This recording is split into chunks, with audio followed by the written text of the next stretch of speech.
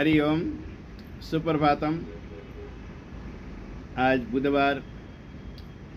प्रातस्मरामि गणनाथ अनाथ बंधुं सिंदूरपूरपरिशोभितगण्डयुग्मम् उद्दण्ड विघ्न परिखण्डन चण्डदण्ड माखण्डलादिसुरनायक विघ्नवन्द्यम् गणपति विघ्नराजो लंबतुंडो गजानन द्वैमातुरस्हेरंब एकदंतुगणाधिप विनायकश्चारुकर्ण पशुपालो भवात्मज द्वादशैतानि नामानि एपठेच्छृणुयादपि विद्यारंभे विवाहे च प्रवेशे निर्गमे तथा संग्रामे संकटे चैव विघ्नस्तस्य न जायते।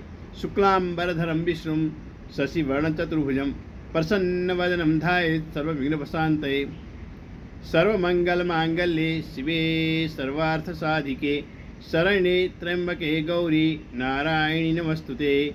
नमस्तुनन्ताय सहस्रमूर्तये सहस्रपादास्य शिरोरुहाहवे।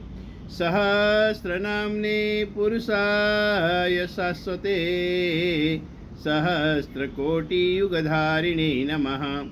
नमः कमलनाभाय नमस्ते जलसायिने नमस्ते केशवानंद वसुदेव नमस्तुते।